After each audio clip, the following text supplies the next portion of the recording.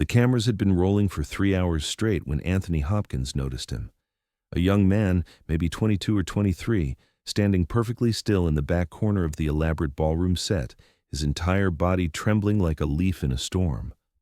While 40 other extras swirled around in period costume, laughing and dancing for the 5th take of the lavish party scene, this one person looked like he was about to collapse from sheer terror.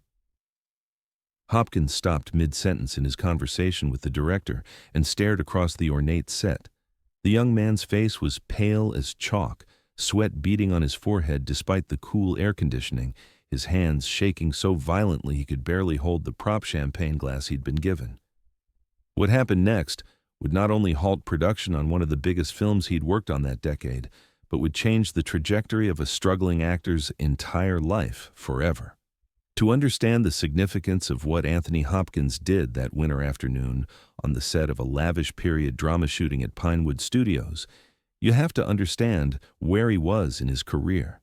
It was the early 1990s, just a few years after his Oscar-winning performance as Hannibal Lecter had made him one of the most recognizable faces in cinema.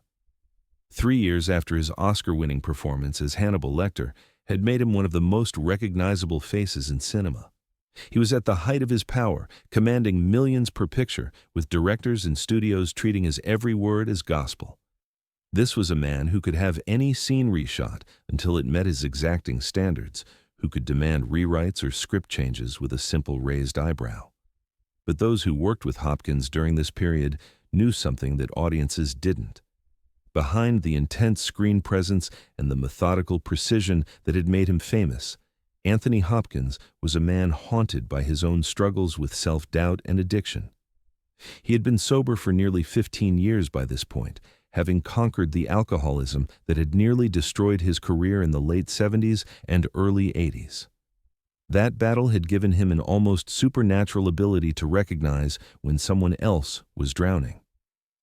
The young extra was Marcus Webb, a recent drama school graduate from Cardiff who had moved to London with dreams of acting but was barely surviving on the $50 a day he earned doing background work. Marcus had grown up watching Hopkins's performances, studying every gesture and line reading, dreaming of one day sharing a scene with his hero. When his agent called with the opportunity to work on a Hopkins film, even as an uncredited extra, Marcus had seen it as destiny. But standing on that elaborate set, surrounded by seasoned performers and expensive equipment, Marcus felt nothing but overwhelming panic. This wasn't his first day as an extra, but it was his first time working on a production this scale, with this much money and pressure riding on every shot. The assistant directors had been screaming at the extras all morning, demanding perfection in every background movement. Marcus had already been singled out twice for minor mistakes, walking too fast in one take, not smiling convincingly in another. By the third hour, the combination of performance anxiety, hunger from skipping breakfast to afford bus fare to the studio, and the crushing realization that he was completely out of his depth had triggered what we now know was a full-blown panic attack. Marcus later described feeling like the walls of the ballroom were closing in on him, like everyone on set could see through his costume to the terrified kid from Wales who was pretending to belong in this world. Hopkins had been in the middle of discussing a lighting change with director Robert Benton when his eyes found Marcus across the crowded set. Later, crew members would remember the exact moment Hopkins's expression changed from professional focus to something deeper, concern that looked almost parental. "Robert," Hopkins said quietly, interrupting the director mid-sentence, "I think we need to take a break." Benton looked confused. They were making good time. The scene was working well, and Hopkins himself had been pushing for efficiency to stay on schedule. "Is something wrong with the setup?" Hopkins didn't answer immediately. Instead, he walked across the set, weaving between cameras and crew members, his eyes fixed on Marcus.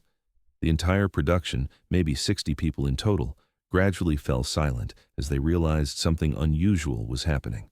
Hopkins moved with purpose but without urgency, the way someone approaches a wounded animal they don't want to startle. When he reached Marcus, Hopkins spoke in a voice so gentle that the sound operator had to strain to pick it up on the boom microphone that was still rolling. "Son," Hopkins said, "what's your name?"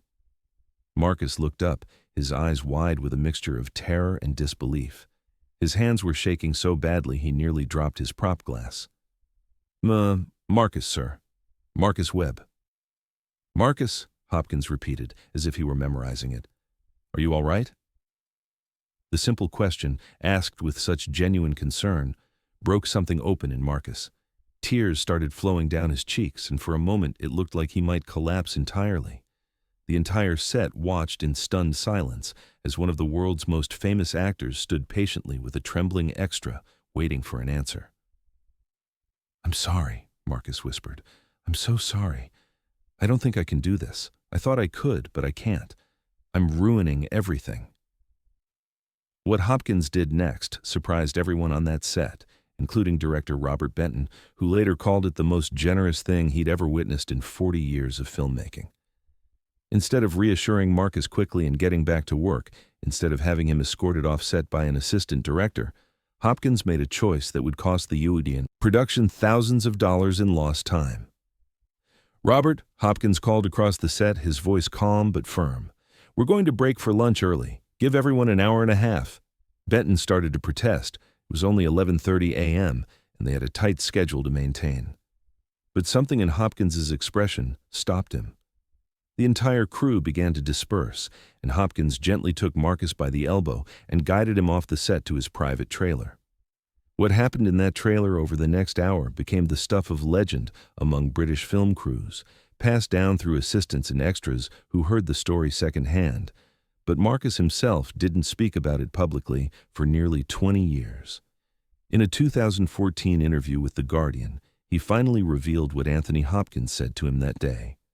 "He made me tea," Marcus recalled, with his own hands in his trailer that was bigger than my entire flat.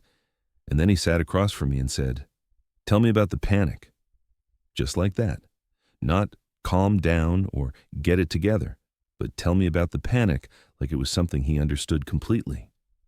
For the next 45 minutes, Hopkins listened as Marcus poured out his fears, about failing at the only thing he'd ever wanted to do, about the money he owed, about disappointing his parents who had sacrificed to pay for drama school, about feeling like an imposter surrounded by real professionals.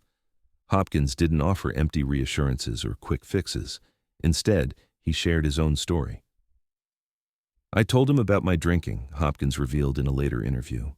"About the nights in the 70s when I was so drunk I couldn't remember my lines, when directors wouldn't hire me because I was unreliable, when I thought my career was over before I was 40.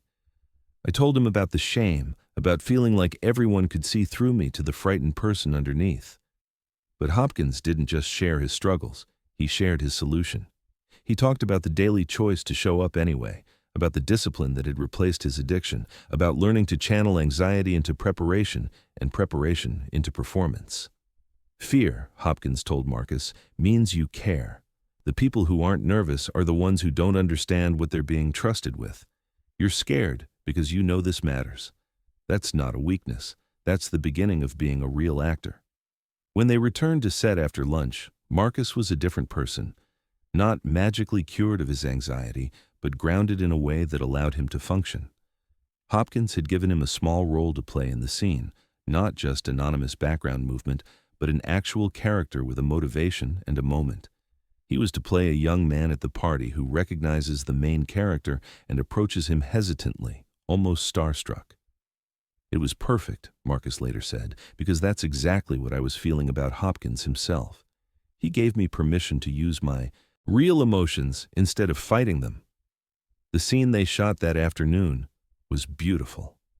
Marcus's nervous approach to Hopkins's character felt completely authentic, and his subtle starstruck expression in the background of several shots added a layer of genuine emotion that elevated the entire sequence.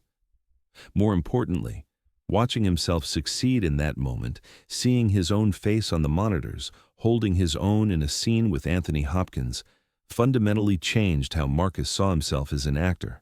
But Hopkins wasn't finished. As they wrapped for the day, he pulled Marcus aside once more. "I want you to call my agent," Hopkins said, handing him a business card. "Tell her I recommended you. She represents some wonderful young actors, and she might be able to find you better work than background roles."